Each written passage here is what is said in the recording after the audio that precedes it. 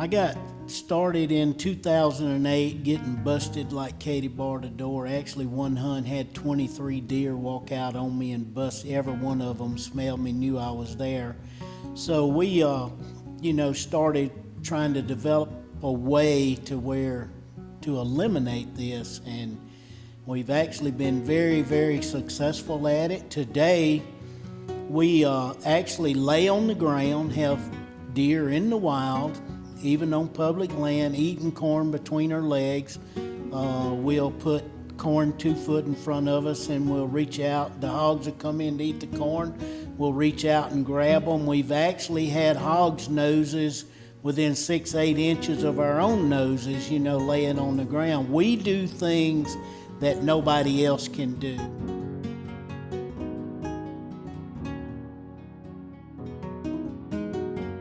We've literally been 6 inches nose to nose, and that animal not smell us and know us. That tells you right there, this product is unbelievable, and it is. We call it our God thing. God gave it to us. He had to hit us in the head to show us what we had too at the same time, but it's unbelievable. I mean, I'm just being honest as I can be. It amazes me. I mean, just about every time we go, it does something it's unbelievable. And it hates anything bad, like bleach. It eats bleach. It eats gasoline. It hates anything. I promise you, if you could find some way to put this on cancer, it'd kill it. Because anything bad, it destroys it, It's unbelievable.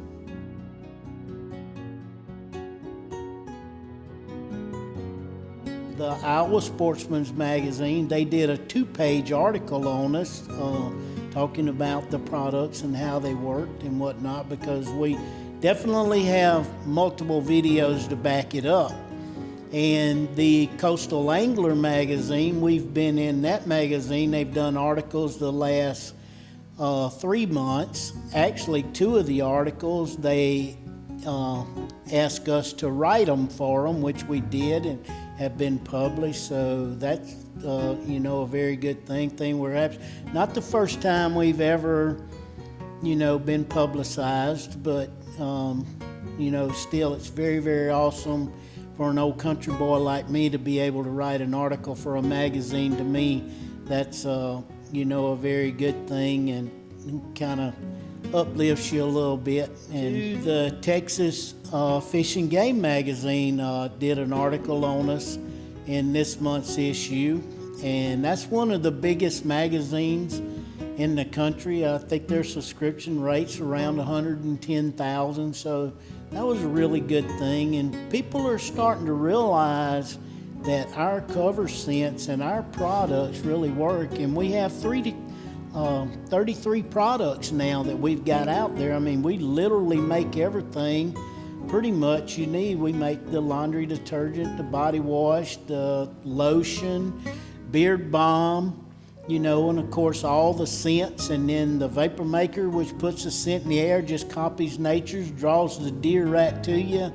I mean, we're there, guys, and if you're that hunter that's after that 4, 5, 6-year-old buck, that monster buck, you need to look into our products because we're there.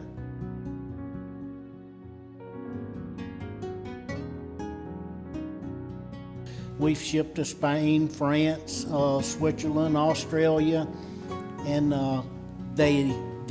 the plants that we actually make the cover scent out of doesn't grow anywhere but in the United States, but it works all over the world. And animals accept it as a plant. I guess they know it's a plant, and it's something that I believe they like, because even in Africa, Ghana, Africa, they've been sending me emails. Last year we got emails from other parts of Africa. They're wanting it over there really, really bad. They say you can spray down with it, walk right up to a line, but I mean, I haven't seen that, no physical evidence, just kind of like rumor-like,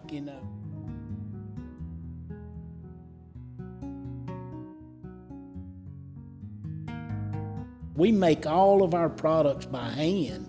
I mean, we literally mix the laundry detergent 32 ounces at a time. There's no huge vats and no machines and that stuff. And our shampoo and the lotion is all the same way. I mean, we actually mix it, bottle it, label it by hand. And that's one reason the mixture is perfect. It works. They all work. If it didn't work, we wouldn't sell it.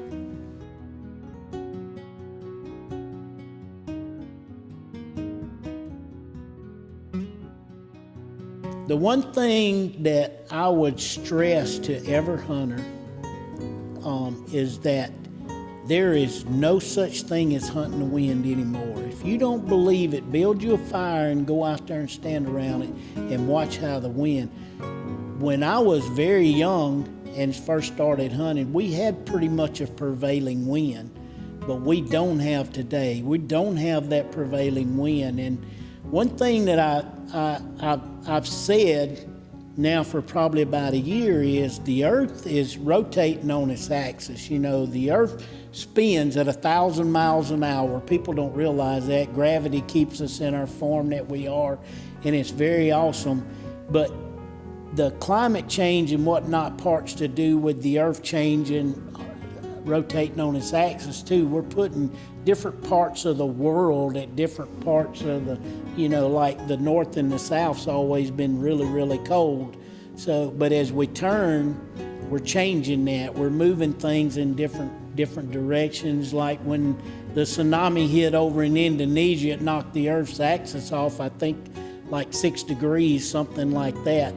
But the other day I was watching National Geographic, and they had this Inuit Eskimo that lives way up in the Arctic, and he had lived in his parents' house. He grew up there, and he still lived there. He was like 90 years old. And he said, when I was a little boy, the sun come up over here.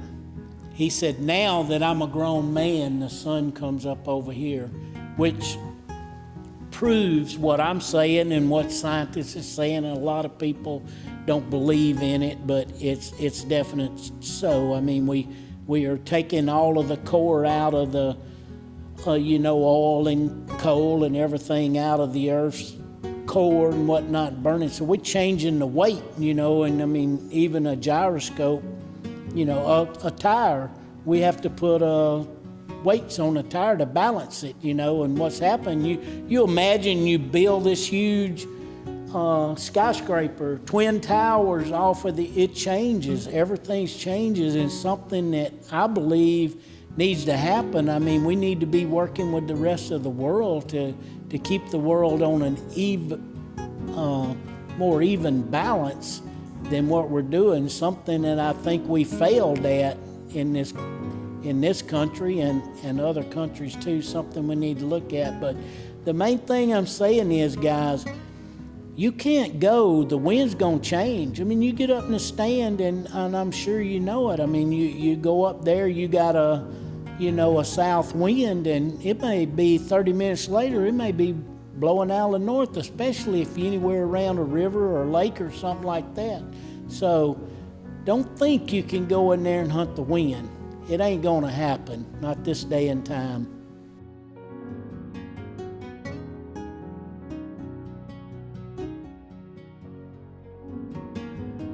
The other thing about Vapor Trail Scents is we're not like most companies. Most companies get up there and they do their commercials and whatnot, and they tell you how their products work.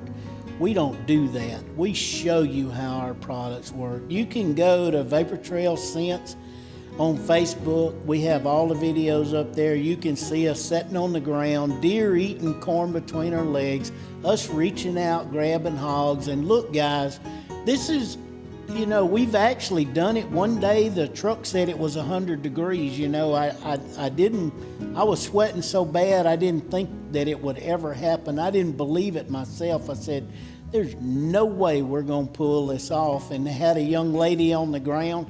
She wound up shooting a big boar at 7 feet with a Beretta pistol, So we prove to you, we show you how our products work. You can go watch it and understand and know how to use them, where other people just get up there and say, oh, this will do this and do that, when really, honestly and truly, it won't.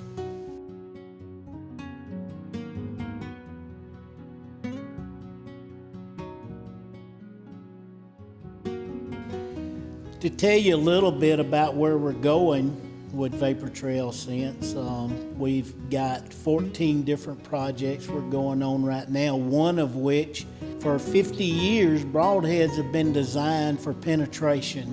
We didn't design this broadhead for penetration. We designed this broadhead to kill. We're predicting that 60% of the animals shot with it will fall dead in their tracks.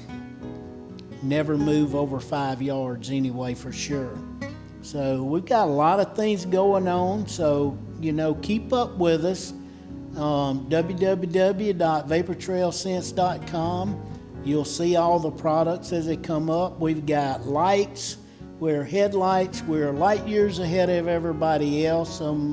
Our headlights will run 20 hours on one charge, and they have an LCD screen on them that tell you, what kind of battery life you got left and whatnot. We're the first company to ever do that, and they're really doing awesome. They are the brightest headlight on the market. We have not seen a headlight that was brighter than they are. Plus, all of the other headlights only run about 5 hours. So we're way ahead of everybody else. We've got a new headlight coming out we call the Frog, that actually has got a 3.5-inch globe on it. This dude will light the 4-lane highway up. You can stand up, light the whole highway up. And it runs 10 hours on high, and on low, just a normal light, it'll run 100 hours. So it's very, very awesome light. It is a little bit bulky, but the way it's designed and to fit on your head, it's really, really comfortable. It weighs 1.2 pounds.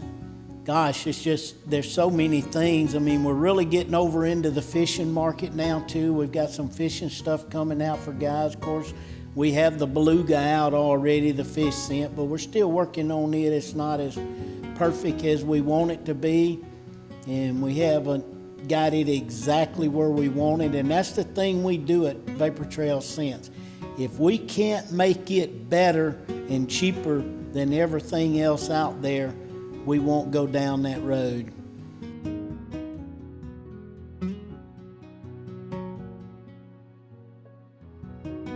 I was born and raised here in Mississippi, and my heart's in Mississippi. I was born and raised in a small town called Tollertown. I think we had back then maybe 2,000 people in the county, wasn't many more than that. I think my graduating class was maybe 30. So, it's to build a business here and to do this, and especially, somebody, I was a construction worker, a welder, never in my life even dreamed of inventing anything or, much less manufacturing something. But I love the outdoors. There's nobody here, I thank God every day, just to be, just like I said in the stand yesterday, I mean, to me, that's the ultimate. I said, I watch the squirrels, I watch the trees, the leaves fall. I mean, it's just, I'm at peace,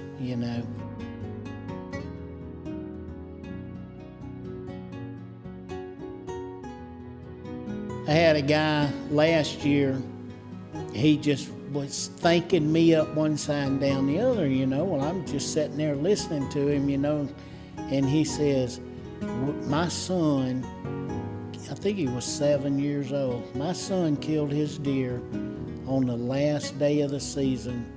He said that deer was 5 yards from us on the ground. We was on the ground in a ground blind. He came in, got downwind of them, whatnot.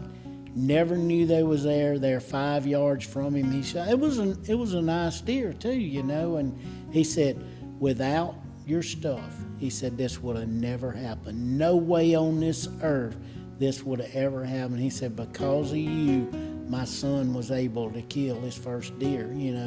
And you know how it is when you're taking kids. You can't take kids where there's no deer and they can't see nothing, you know, and if they hunt all year and they don't kill nothing, the next year they're not as enthusiastic about going. So I know where he's coming from, you know, the last day, and he probably had to, you know, persuade his little boy a little bit. Oh, let's go, maybe we'll get lucky, you know. And, you know, I mean, I went through the same thing with my kids, you know. So, yes, it is very, very awesome that talking to people and listening to them tell their stories, you know, and you thinking the whole time, I mean, I've spent more time in the woods than most people, been very, very blessed my whole life. So pretty much everything somebody says about the 33, we've already done it, you know, so it kind of makes us relive our moments at the same time.